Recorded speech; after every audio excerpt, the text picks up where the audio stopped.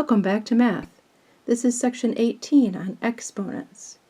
We'll look at integer exponents, fraction exponents, exponent operations, how to multiply and simplify polynomials, scientific notation, and logarithms. First, exponents that are integers. Exponents are also called powers, and they show the repeated multiplication of a base number. For example, a base number of 4 with an exponent of 2 means that we multiply 2 of the bases together, 4 times 4, and that equals 16. We can say that as 4 to the second power. We can also call that 4 squared. If we raise a number to the power of 3, that's also called cubing it. So this would be 4 to the third power, or 4 cubed, and it means to take 3 of the base number and multiply them together, 4 times 4 times 4, which is 64. It's understood that if no exponent is listed, that it's a 1, so 4 is also the same as 4 to the first power. But you should remember that anything to a 0 power equals 1. A negative exponent means that we should raise the reciprocal of the base to the exponent. Remember that the reciprocal is the flipped version or inverted version of the fraction of the number. It's also really the value that is multiplied by that number to get a product of 1. So 4, which is really 4 over 1 written as a fraction, its reciprocal is 1 over 4. So to raise 4 to the negative 1 power, that means to take 1 over the reciprocal and raise that to the first power. 1 over 4 to the first power is, of course, 1/4. Let's look at a bunch of examples using the base of 4. So 4 to the third, that's 3 of the bases multiplied together, 64. 4 to the second, 2 bases multiplied together. 4 to the first power, just 1 base. Anything to the 0 power is 1. 4 to the negative 1, that's the reciprocal 1/4 to the first power, 4 to the first power on the bottom, which is 1/4. 4 to the negative 2 power is 1 over 4 to the second power, or 1 over 4 squared. That's 1 over 4 times 4, or 1 over 16. And 4 to the negative 3 is 1 over 4 to the third, or 1/64. Exponents that are fractions are also called roots. So we're used to seeing the square root of 4 written as this symbol with a 4 under it. But it's also 4 to the 1/2 power. That means that the numerator is the power on the base inside the radical sign, and the 2 is the number outside of it. So that would be a square root of 4 to the first power. And we usually talk about the positive square root. Remember that a square root is the number that is multiplied by itself to get the other number. So 2 times 2 is 4. We say that the square root of 4 is 2. But negative 2 times negative 2 is also 4. So negative 2 is also a square root of 2. So we can write that the square root of 4 equals plus or minus 2, or positive or negative 2. There is a standard format for fractions that are exponents, and that is that the base is what goes inside the radical sign, and then the numerator is the power on that base, and the denominator is the number outside. So, for example, 8 to the 2/3 power. That means we're finding the cube root, that's the denominator outside, of 8 to the numerator, 8 squared. So 8 squared is 8 times 8, which is, of course, 64. But 64 can also be factored as 4 times 4 times 4. That would be 4 cubed, right? And the cube root undoes the cube. So the cube root of 4 cubed is 4. Same way that a square root undoes a square. It's like multiplication undoing division. A square root is the opposite of taking a square. Let's look at some of the operations that we do with exponents. So when we're multiplying something that has the same base, like here, x times x, if they're raised to an exponent, we can just add the exponents together. So let's do an example. 5 squared times 5 cubed. That's the same as 5 to the 2 plus 3, or 5 to the 5th power. That's because 5 squared is 5 times 5. 5 cubed is 5 times 5 times 5. And you add those together, we have 5 fives, or 5 to the 5th power. And similarly, when we're dividing something with the same base, here the base is x over x, we subtract the exponents. So x to the a power divided by x to the b power equals x to the a minus b. Here's an example of that. 4 to the 7th power divided by 4 to the 2nd power. That equals 4 to the 5th power. That's because 4 to the 7th power is 1, 2, 3, 4, 5, 6, 7 over 4 times 4. We can get rid of 1, 2, and we're left with 1, 2, 3, 4, 5, 4 to the 5th power. The other operation to be aware of with exponents is that when you're taking something that's raised to an exponent and raising that to another exponent, you can multiply the exponents together. X to the a power to the b power is x to the a times b power. Or, for example, 3 to the 2nd power and then to the 4th power is 3 to the 8th power. Let's write it out so we can see that. So that would be 3 times 3, 4 times.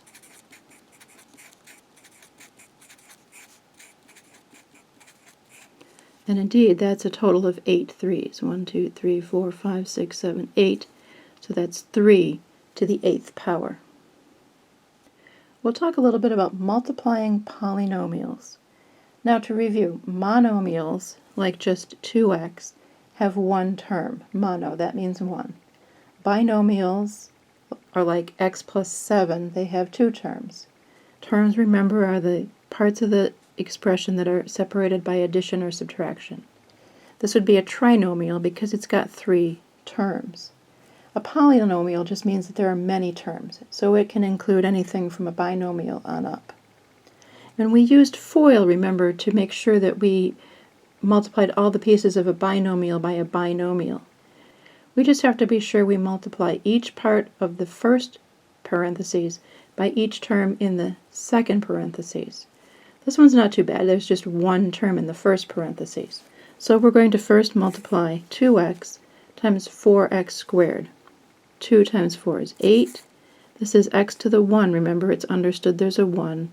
So that is x cubed. 1 plus 2 is 3. Now we're going to multiply 2x times 9x. It's positive. 2 times 9 is 18. And the x times the x would give us x squared. And finally, 2x times negative 3. That's going to be negative 6x. So multiplying polynomials, no matter how terms there are, each term in the first group has to be multiplied by each term in the second group. So here, we'll start with x times x squared. That's going to be x cubed, times negative 2x, that's going to be a negative 2x squared now. X times 3, it's positive, plus 3x. Now we do this term. 2 times x squared, that's also positive, 2x squared. Now there's a negative sign here, so 2 times negative 2 is negative 4, and there's an x. And finally, 2 times 3 is 6. Now we just need to combine our like terms. That's the only cubed. Those actually cancel out, plus 2x squared minus 2x squared. So we have plus 3x minus 4x, that's minus x, plus 6. We also need to consider simplifying polynomials. Polynomials aren't really considered in their final format until they're as simplified as they can get. Remember that we can cancel out common factors. So for example, if we use FOIL here, we can factor the top, and we're going to come up with x plus 2 and x minus 1. We still have x minus 1 on the bottom. But now x minus 1 here and here, anything divided by itself is 1, and of course multiplying any expression times 1 doesn't change its value. So we can simplify all that to x plus 2. Another way of simplifying polynomials is just to look for common factors in the top and in the bottom. And you can actually split this one into 3 parts because there are 3 kinds of factors. We've got the numerical factor times the x factor times the y factor, if you will. It just makes it a little easier to see. Negative 18 divided by 3 is going to be negative 6. X to the 4th minus x to the 2nd, we're going to subtract the exponents and get x squared. Same with here, there's an understood 1 there, so this would leave us with y. So this simplifies to negative 6 x squared y. Scientific notation uses exponents and powers of 10 in order to make very large and very small numbers easier to compare. Any number can be formatted in scientific notation. First, we move the decimal point either to the right or to the left to get a base number that's greater than or equal to 1 but less than 10. So for example here, we have the number 1,432,759 and 32 hundredths. We're going to move the decimal point so that it's over here, from here to here. That's 1, 2, 3, 4, 5, 6 places to the left. So this is now 1.43275932, and then we add times 10 to the power that we moved it. We moved it to the left, so that's a positive number, 10 to the 6th.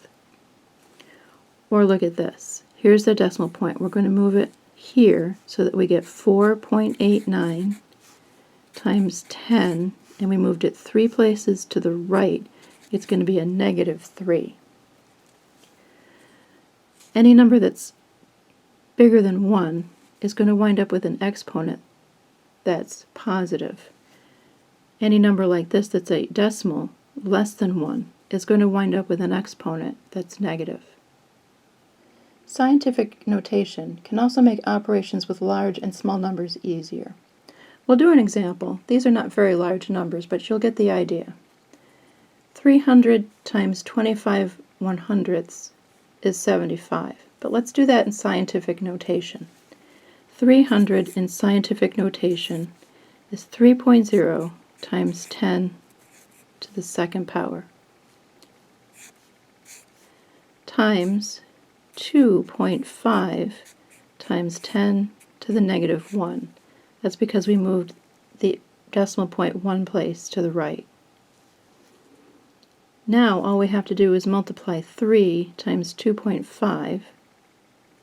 We will get 7.5. And then we add our exponents together. 2 plus negative 1 is 1. Again, these aren't terribly large numbers, but you get the idea that it makes some of the manipulating of large and small numbers easier. Logarithms. A logarithm is an exponent. In fact, the logarithm is the exponent to which the base must be raised to get the given number x. Here's a standard format, but I think it's easier with the example we're going to do. But it says if you have a number x, which is base to an exponent, then that exponent is the logarithm with that base x. Again, here's the example. Logarithm base 3, 27 equals x. That means the base is 3. We're used to that. The exponent is the logarithm. That's x. And that equals 27. Well, 27 is also 3 to the third power. 3 times 3 times 3 is 27. If 3 to the x power is the same as 3 to the third power, then x equals 3. We'll do another type of problem with logarithms. And first we should mention that if no base is indicated, the base is 10. That means it's a common logarithm. So if you just see something that says log x equals 3, that assumes that the logarithm base 10 of x equals 3. Remember, the base is 10, that's understood. Here's the exponent. The logarithm is the exponent. 10 to the third power is 10 times 10 times 10, and that's 1,000. In this section, we're just going to do an introduction like this to the use of logarithms. Logarithms can also include decimals, so they help compare and perform calculations with very large and small numbers. They're very useful for mathematicians and engineers. Try the practice problems, and then watch the video and we'll go over them together.